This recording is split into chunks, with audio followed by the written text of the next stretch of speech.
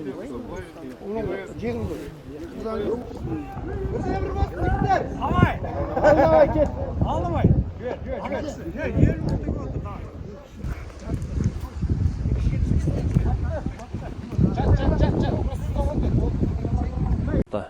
біздің Риддер қаласында ұлттық спорт түрлері дамыған, соның ішінде арқан тартыс спортына келетін болсақ, арқан тартыс спорты қарқынды түрде дамып келеді. Риддер қаласы бойынша 2024 жылғы біздің елордамыз Астана қаласында өткен 5-ші дүниежүзілік көшпенділер ойынынан кейін қарқынды арқан тартыс спорты дамып келеді.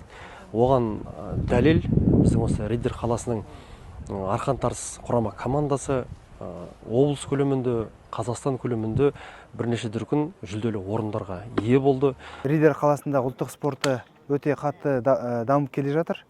Оған себеп кешегі халық ойындары Риддер қаласының көкпаршылары 3-ші орынға жетті. Бұндай жәнегі болмаған бұрын соңғы. Және де арқан тартысу осы өңірімізде қатты дамып келе жатыр. Әр чемпионаттарда Қазақстанда үштікке кіріп жатыр.